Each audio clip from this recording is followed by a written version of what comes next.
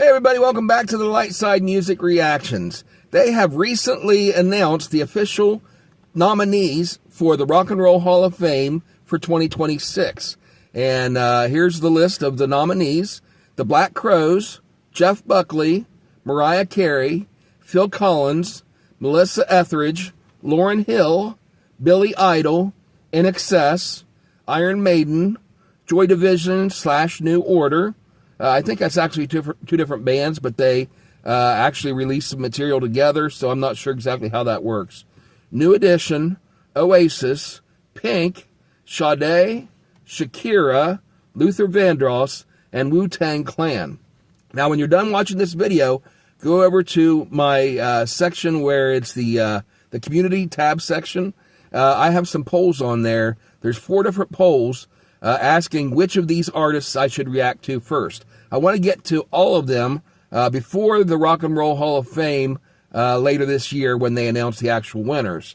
But if you could go ahead and go answer those polls as to which ones of those I should react to first.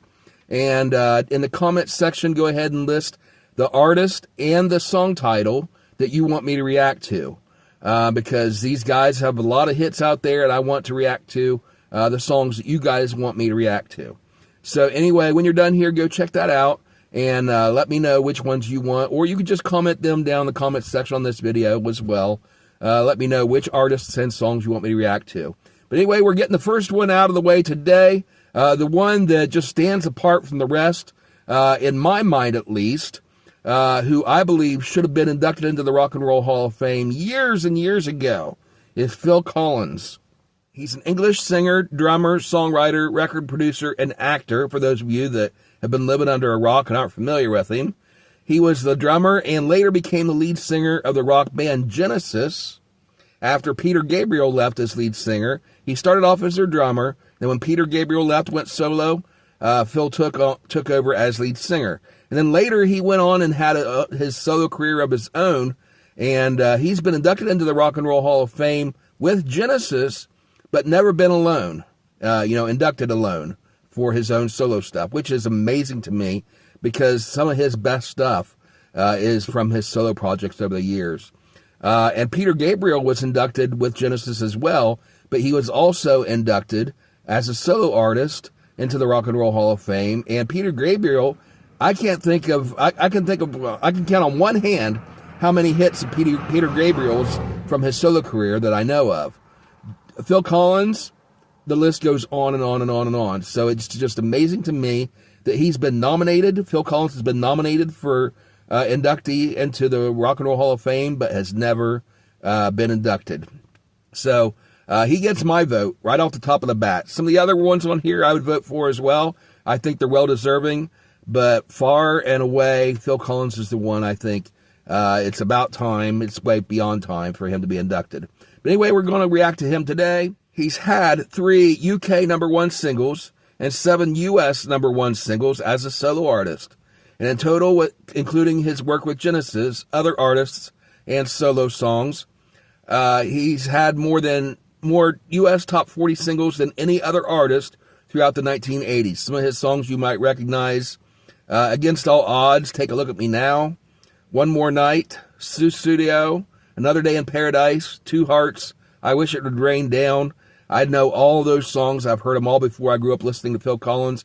In fact, whenever I got started singing karaoke, it was doing songs from Bon Jovi, Phill Collins, Don Henley, and the ones that do the power ballads and the high vocals that have the higher voice.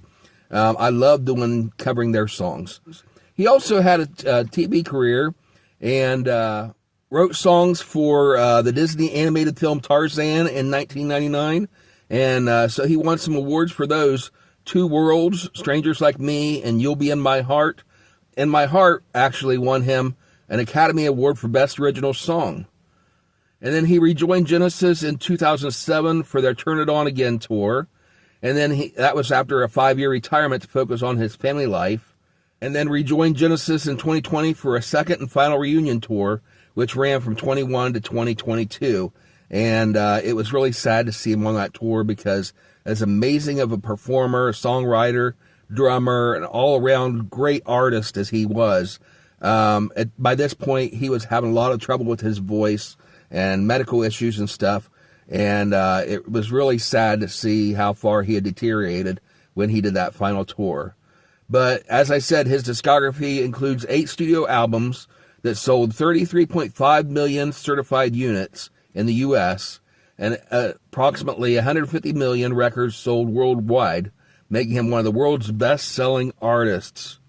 He's one of only 3 recording artists, including Paul McCartney, Michael Jackson, who have sold over 100 million records, both as a solo artist and separately as principal members of a band. He won 8 Grammy Awards, 6 Brit Awards, 2 Golden Globes, an Academy Award, and a Disney Legend Award, and obviously that's for his songwriting for the Tarzan movie.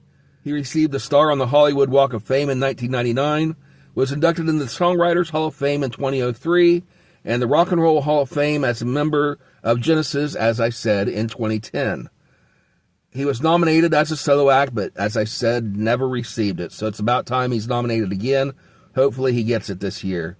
Today what we're reacting to is In the Air Tonight. I have heard this song before. I grew up listening to it. I know it well.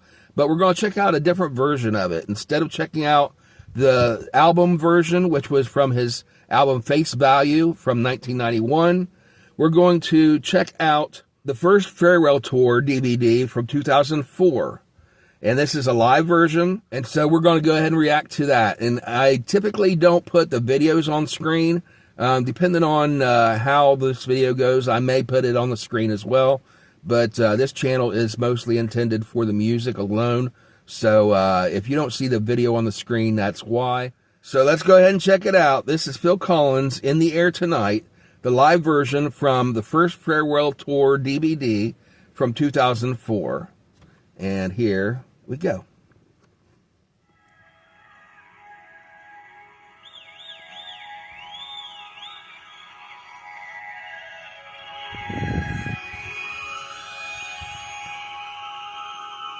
Okay, so you got the synthesizers.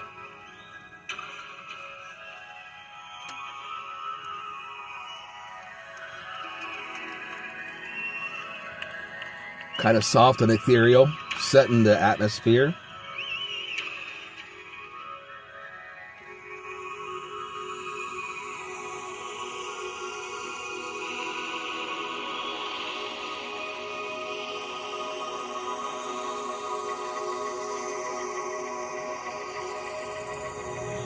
Okay, looks like they're doing a wardrobe change while the keyboards are playing. He looks like it showed him putting on a jacket or something, which is kind of funny because his one of his albums was called No Jacket Required.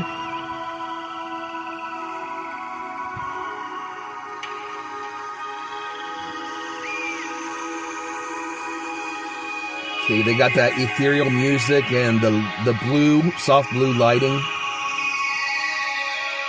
Kind of reminds you of the blue light from a computer screen.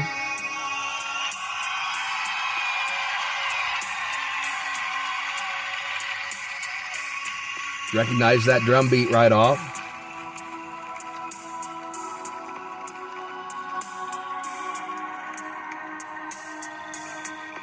And of course, as always, there's a link in the description to the original video, so you can check it out over there without me talking over it. Showing behind the scenes, just wave the guy on, the cameraman. Oh yeah. Power chord. Now, as a rhythm guitarist for a band for over 20 years, I love that. The rhythm guitar, that heavy strum.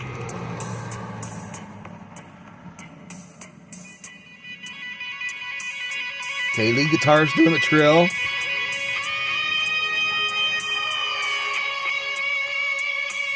Okay, he's walking up on stage. Looks like he's wearing a jumpsuit. No, he's not. I've seen him wearing a jumpsuit before in some of his videos.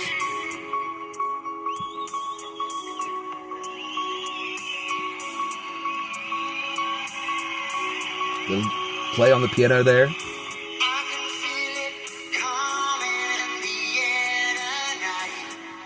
walks out singing. Got the head mic on.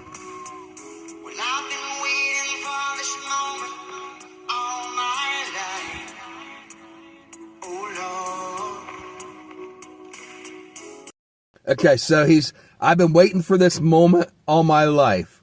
To be doing this on the farewell tour, it's like making a statement. It's like I've been waiting for this moment, the farewell tour all my life. It's all been building up to this moment, and here it is.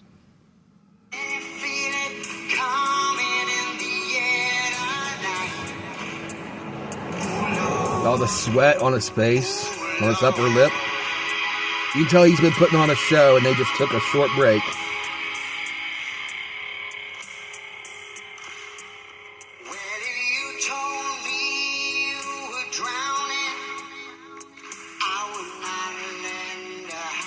Little echo, you can just barely hear it there. Nice effects.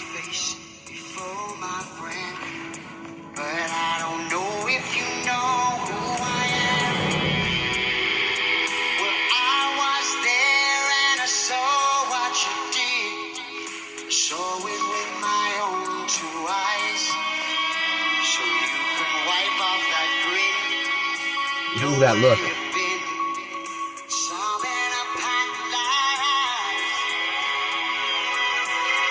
The intensity in his eyes.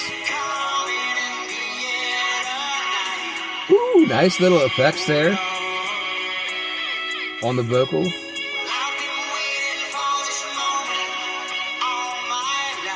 Computerized harmonies.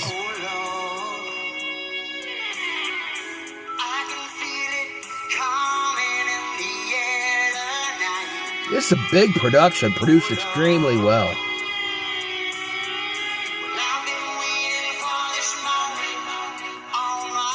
Moment. Just it's the perfect moment. Okay. All right. So this is amazing. He's walking out and he's singing with all that passion. And you can see it on his face. I think I am going to go ahead and put the video up here so you can see the video too. But once again, either way, please, when you're done here, go check out the original video and give him some support over there, because this man is a legend and he deserves all the accolades he can get. I'm just amazed that he still hasn't been inducted in the Rock and Roll Hall of Fame. But anyway, you can see the passion in his eyes as he's singing this. He's feeling the emotions. It's like he's remembering when he wrote this song, what it was about, and seeing this person again, and remembering the negative things that have impacted his memory of them. And it's just really, you can see it on his face. You can hear it in his voice. And like I was saying earlier about how in his later years as a performer, his voice was really deteriorating and he wasn't able to perform like he used to. This is in his prime. This is his first farewell tour before he really started having the major problems with his health. And so hearing this version right here and seeing it at performance makes you wish that you had been in the audience at the time to experience this live, because he's still got his powerhouse of a voice. He's still got this amazing skill as a performer all the way around. And this is just a really, really good performance. That strum on the guitar. Oh, they got somebody else doing the drums.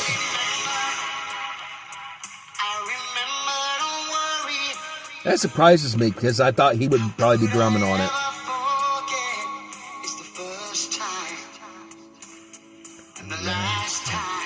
We ever met.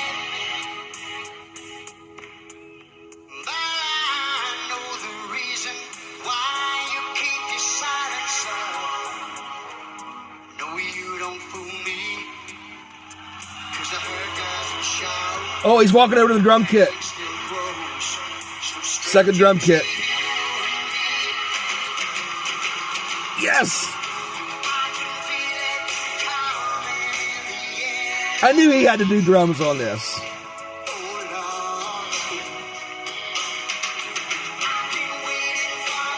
Iconic drum roll.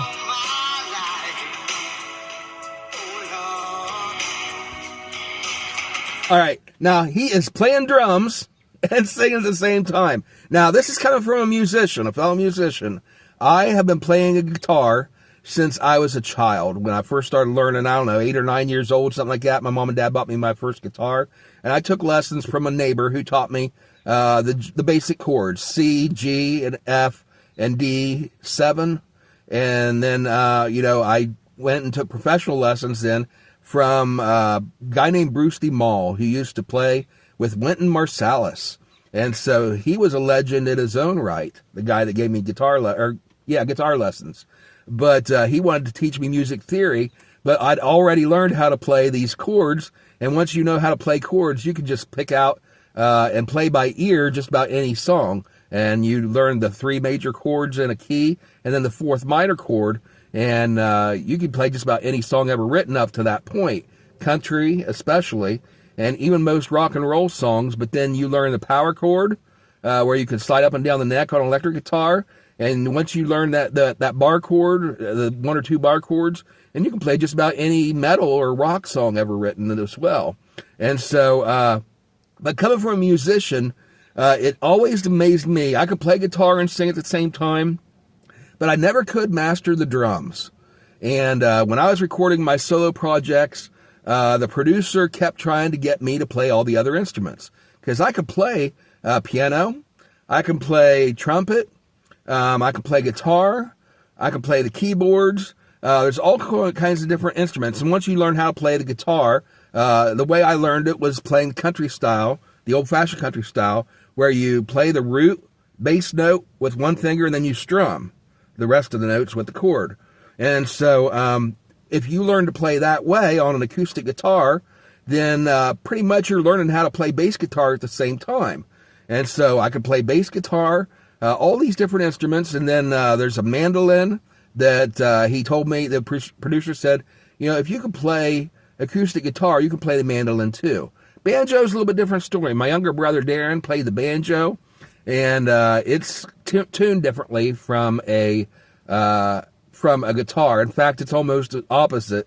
I remember the D chord on it is the opposite fingering from so same 3 fingers, but it's opposite end of the opposite formation as on an acoustic guitar.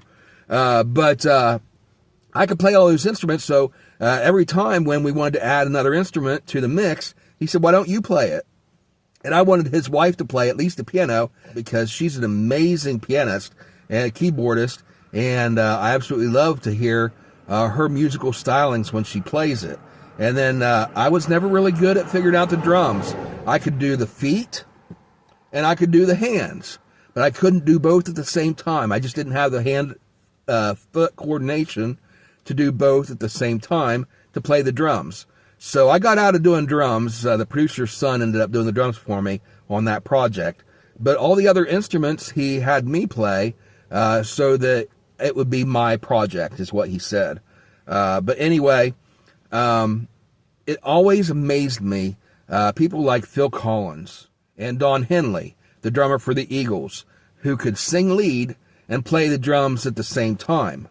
And so to see him on here playing the drums and singing lead with this powerhouse of a voice, hitting the notes perfectly with the emotion in his voice and the intensity with those drums, just really is amazing to me. And this is a perfect example of why he should be in the Rock and Roll Hall of Fame.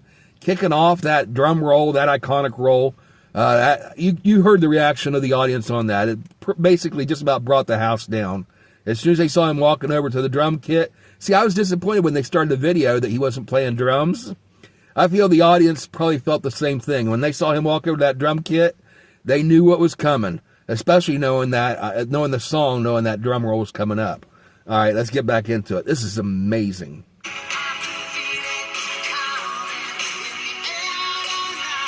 Yeah, you can see it on their faces in the audience. They're loving it.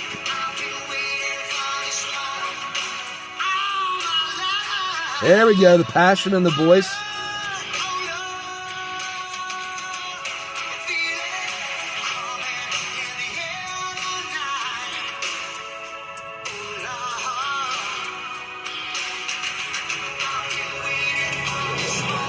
Audience singing along.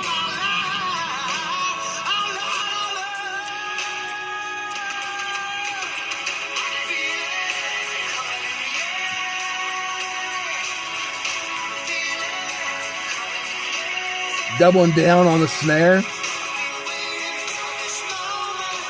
He's really building.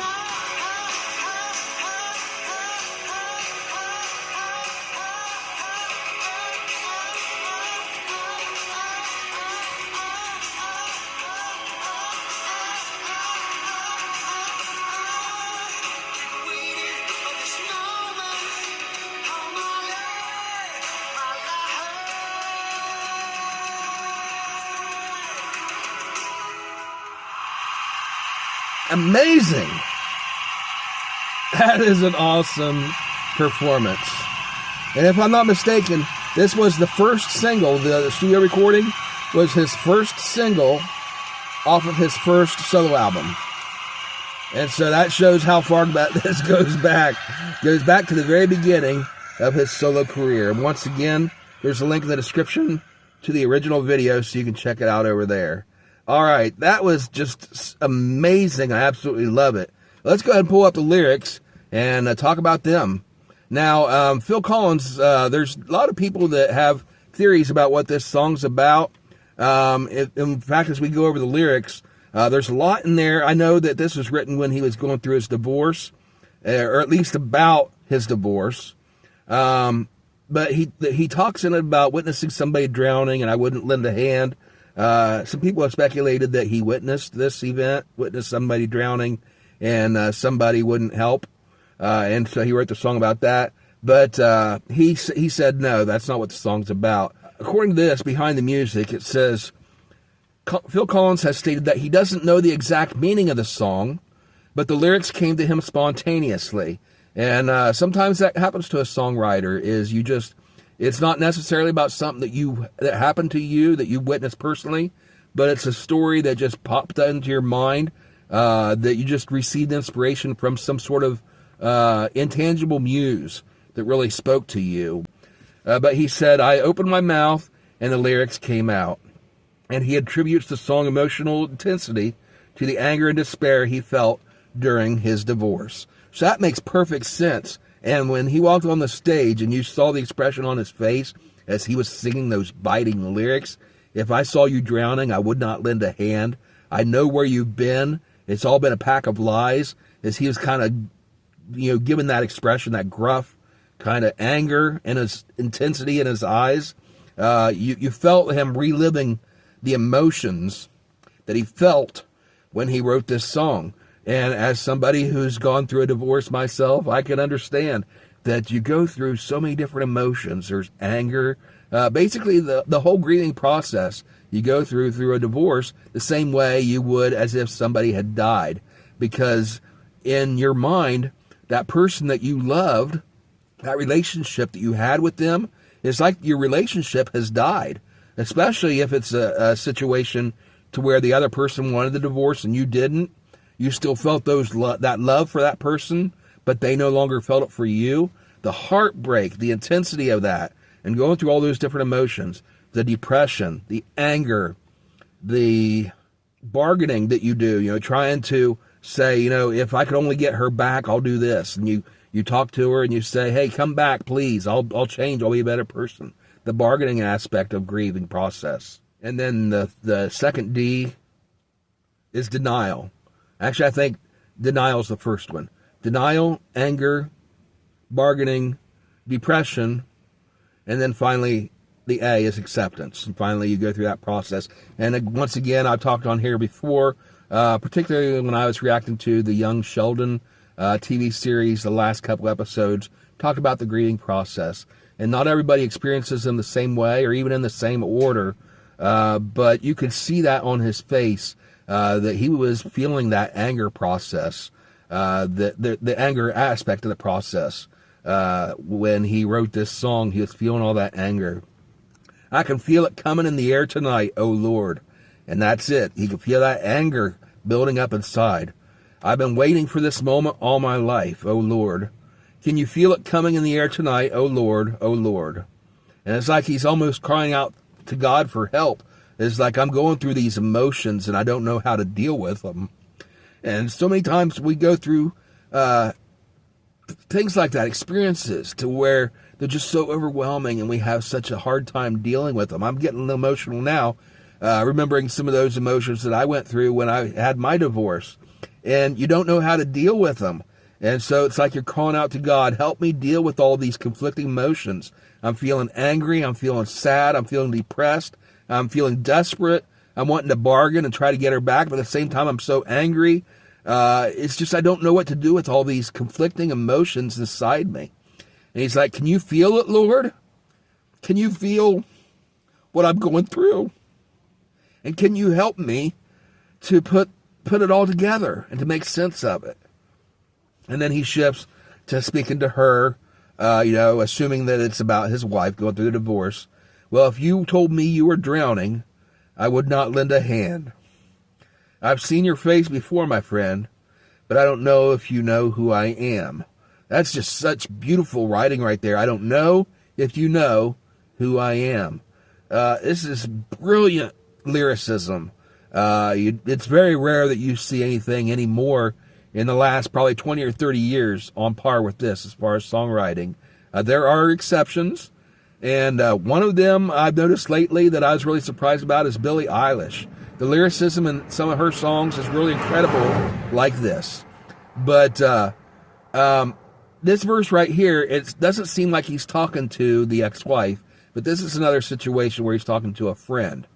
Oh, that wasn't really a friend. He's using the friend almost ironically in this sense. I've seen your face before, my friend, but I don't know if you know who I am. So maybe it's not even a friend. It's just an acquaintance or somebody that he's seen from a distance, but he knows what's in that person's mind and heart by witnessing the way that person has done, the things that person has done, and the things that he thought was hidden that nobody else saw. Because he says, well, I was there and I saw what you did. I saw it with my own two eyes. And so he caught this guy doing something, and he thinks he got away with it, but he's like, I saw what you did. As I was editing this video, it occurred to me that perhaps the first verse was also about his marriage. On the surface, it seems like he's talking about a stranger, but maybe he's still talking to his wife.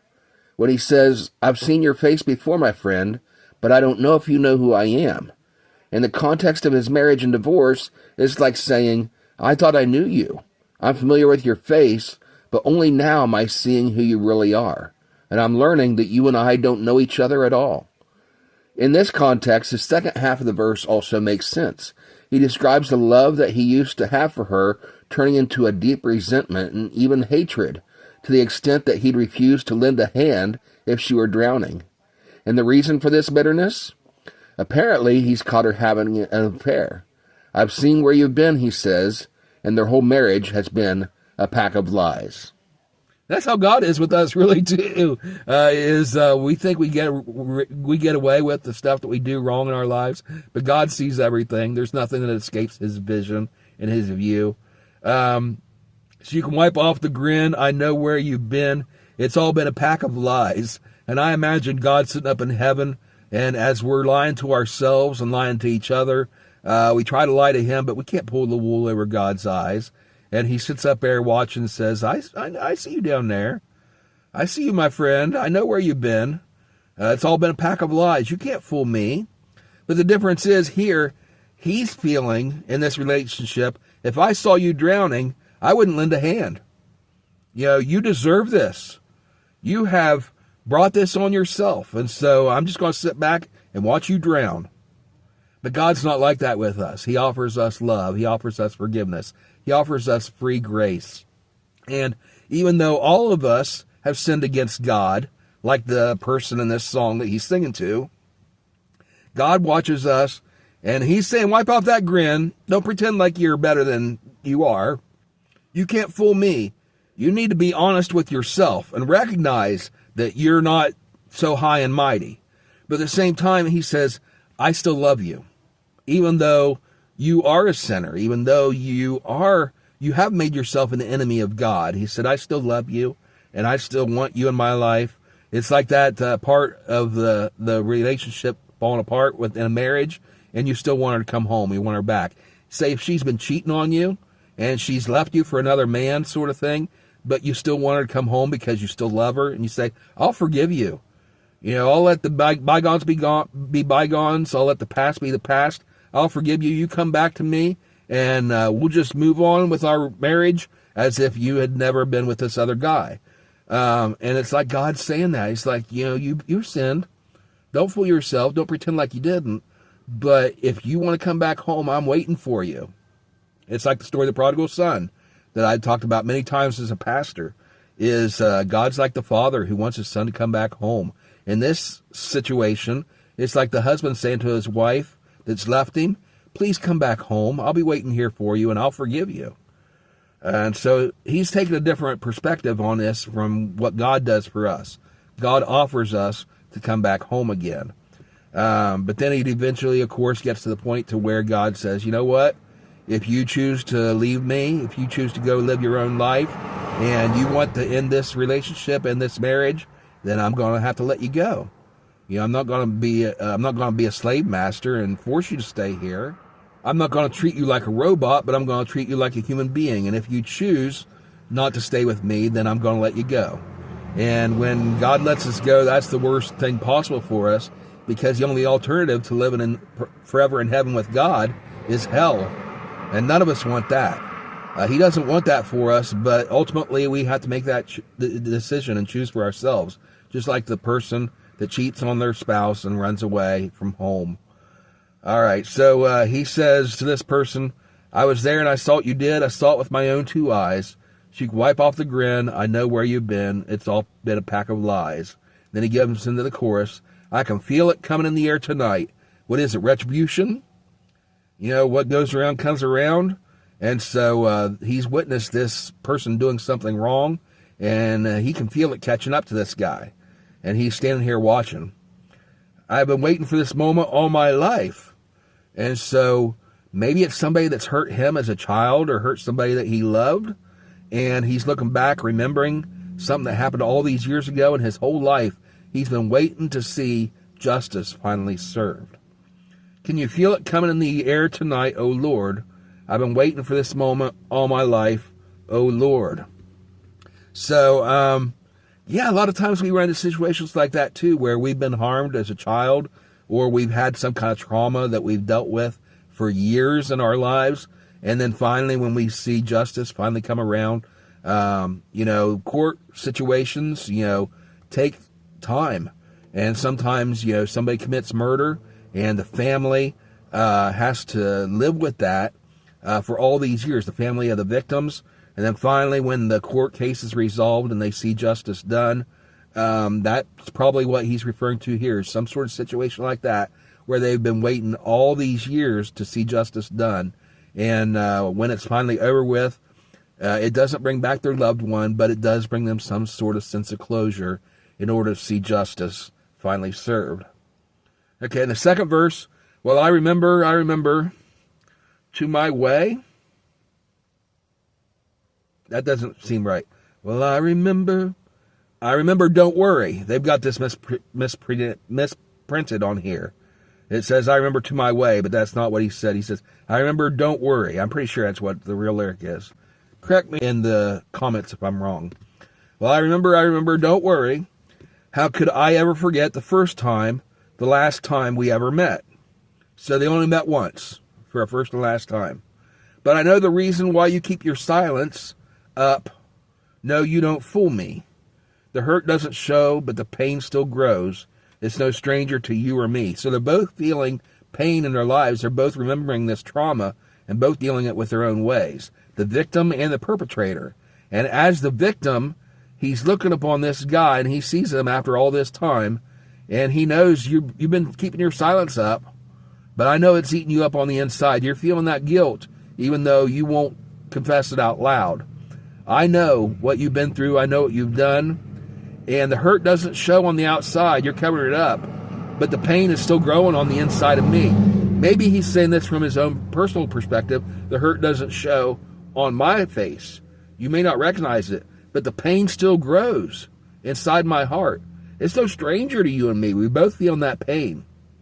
And I can feel it coming in the air tonight. Once again, I keep thinking, this is all coming back to retribution. That anger that he's feeling and a sense of needing justice. The thing is, God is a God of justice. And whenever somebody does something wrong to somebody else, God says those who humble themselves will be exalted, those who exalt themselves will be humbled, and those who mistreat others will be accountable for that on Judgment Day. But at the same time, he does offer forgiveness and offers grace. There are different consequences based on your willingness to accept that grace and that mercy or not. He is a God of justice, and justice will be served. The wrongs of this world will be righted. But at the same time, he offers grace and forgiveness to those who have accepted it. It's kind of like, you've done wrong, and you're standing before the judge, and he says, I have to impose sentence upon you because you are guilty. But at the same time, I'm going to be merciful. I'm going to extend to you mercy that normally I wouldn't just afford to anybody. I wouldn't give this to somebody who was unrepentant. But if you truly repent, if you're truly sorry for what you've done, and you want to make the world a better place, and you apologize, you try to make right what you did wrong, there is grace available on a certain level. And the level of grace that you receive is the level of grace that you extend to others. And Jesus said, that for us to pray, our Father in heaven, who hallowed be thy name, thy kingdom come, thy will be done on earth as it is in heaven. Give us this day our daily bread, and forgive us our debts as we forgive our debtors. Or forgive us our trespasses as we forgive those who trespass against us. When you really think about that, the Lord's Prayer, what we're saying is, forgive me the way I forgive other people. So if I don't forgive my neighbor when he sins against me, I'm literally praying for God not to forgive me, because I won't forgive him. And he told some parables about this as well. Jesus did, about the man who asked his master for mercy, and the master gave it to him. But then he turned around and was cruel to the person that owed him. And so the master came back and said, you're treating them poorly after I treated you well. And so he revoked his mercy. And so it's important for us to remember that we are literally praying for God to treat us the way we treat others. And so that should be a lesson for all of us, to offer grace and to offer mercy, because God has extended that to us. And because of his love for us, we should in turn share his love with everybody else, even those who are our enemies, those who want to harm us. It's not just a matter of turning the other cheek, but it's a matter of loving your neighbor as yourself, and even your enemies. Pray for those who mistreat you and persecute you. And in doing so, you reap coals of regret upon their head. They maybe not even regret, but at least it's going to pierce their conscience. And God will honor that. And then back to the chorus. I can feel it coming in the air tonight. Oh, Lord, I've been waiting for this moment all my life, oh, Lord. All right, fantastic song. Again, I grew up listening to this song, and I absolutely love it. It's one of his first hits. I think it actually was his first solo hit, but it's amazing to see this version of it. I would venture to say that this live version is probably, in my mind, the definitive version of this song, even more so than the original studio version, which I love. I grew up listening to. But just seeing the intensity of him performing it on the stage, feeling the emotions coming through him, and seeing him perform this, walking on stage in this big dramatic scene, and with the light, the blue lights and everything, and the spotlight come on him, and the big production value on the vocals and on the guitars and all the instruments and stuff, and he walks up to that drum kit and just lights up the room. It's just an amazing video. And I'm definitely going to include the video on this. But anyway, check out the link in the description and head over to that channel and give us some support over there. But before you do, if you enjoyed my reaction, hit the like button, comment down below, give me some recommendations and suggestions on artists and songs that you want to see me react to. Let's start with those nominees for the 2026 Rock and Roll Hall of Fame. And so tell me which ones you want me to react to first, and be specific on naming which of their songs you want me to react to. And I'll get to as many of them as I can this year before the Rock and Roll Hall of Fame gets here. It snuck up on us last year pretty quickly, so we weren't able to get to all of them. So we're starting early this year to make sure we get as many of them as we can. And if you're not subscribed to the channel already, please subscribe, turn on notifications. That way you know whenever we add new content. That's it for today. Thank you guys so much for watching. Check us out next time on the Light Side Music Reactions. Have a great day, everybody, and God bless.